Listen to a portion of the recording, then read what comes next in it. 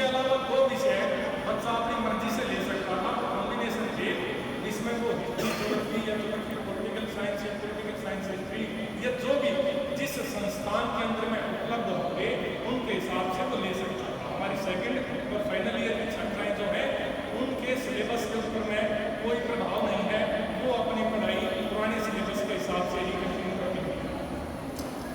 First year के जो बच्चे हैं वो ध्यान दें कि सबसे पहले तो उन्होंने जब एडमिशन लिया उसके अंदर में 3 सब्जेक्ट उन्होंने अपनी मर्जी से चुने थे।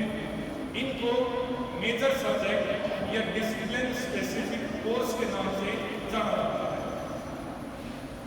नई शिक्षा नीति आपको 2 ऑप्शन प्रोवाइड करती है बेटा। एक ये है कि आप सिंगल मेजर सब्जेक्ट के साथ साथ आगे बढ़े और 4 साल का ग्रेजुएशन कोर्स पूरा करें, जिसमें आपको एक मेजर सब्जेक्ट के साथ आगे बढ़ना है जो आपका चॉइस का होगा, और 4 साल के बाद आपको बीए ऑनर्स की डिग्री जो है वो प्रदान की जाएगी। जो दूसरा ऑप्शन है वो है मल्टी डिसिप्लिनरी कोर्स का। हरियाणा के अंदर लगभग सभी कॉलेजों के अंदर है यही कोर्स चलता है जिसको मल्टी डिसिप्लिनरी कोर्स के नाम से जानते हैं। इस कोर्स के अंदर 3 सब्जेक्ट तो आपने अपनी मर्जी से लिए हैं जिनको मेजर कोर्स के नाम से जाना है। ध्यान रखें बेटा कि मेजर कोर्स क्या है, माइनर क्या है, स्किल एनहेंसमेंट क्या है। अगर आपके पास नोटबुक कॉपी पेन है तो साथ में रखें और उनके हिसाब से ही अपनी क्लास जो है वो आगे कंटिन्यू करें।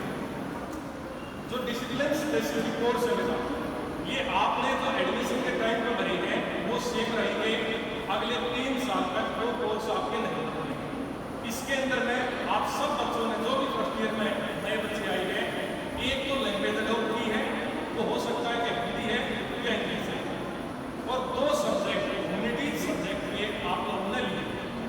आपने जब फीस भरी है उसी के अंदर में फीस की रिसिप्ट के ऊपर वो सब्जेक्ट आपके द्वारा जो चुने गए हैं वो भरे हुए आ रहे हैं। इसके अलावा एक सब्जेक्ट आपको माइनर सब्जेक्ट के तौर पर पढ़ना होगा। हमारे कॉलेज के हिसाब से माइनर सब्जेक्ट जो है वो एक भाषा का विषय होगा।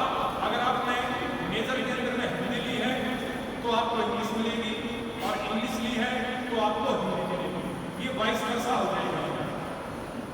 इसके अलावा एक स्किल एनहेंसमेंट कोर्स जो है वो आपका चलेगा बेटा, और जो 3 मेजर सब्जेक्ट आपने लिए हैं इन 3 में से ही कोई एक होगा उस सब्जेक्ट की प्रैक्टिकल जो है इस सब्जेक्ट में होगी।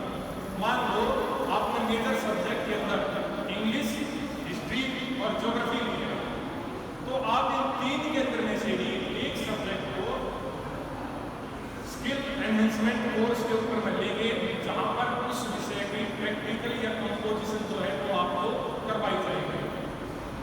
एक विषय आपको अपने विषय से हटकर पढ़ना हो सकता है किसी बच्चे की रुचि साइंस में हो, परंतु विषय उपलब्ध न होने की वजह से उसको आर्ट के अंदर पढ़ाई करनी पड़ेगी। इसकी वजह से एक मल्टी डिसिप्लिनरी सब्जेक्ट जो है वो आपको पढ़ाया जाएगा, जो एक कंडीशन के आधार पर आपको दिया जाएगा।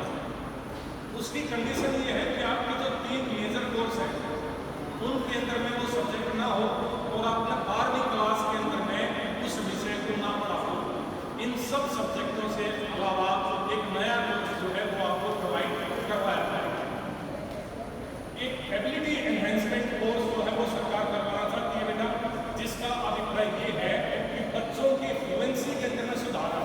खास करके हमारे ग्रामीण परिवेश के अंदर में जो सबसे बड़ी समस्या आती है वो ये है कि बच्चे पढ़ाई के अंदर में तो बड़े एडवांस हो जाते हैं, परंतु लैंग्वेज प्रोफिशिएंसी जो है वो कमजोर रह जाती है।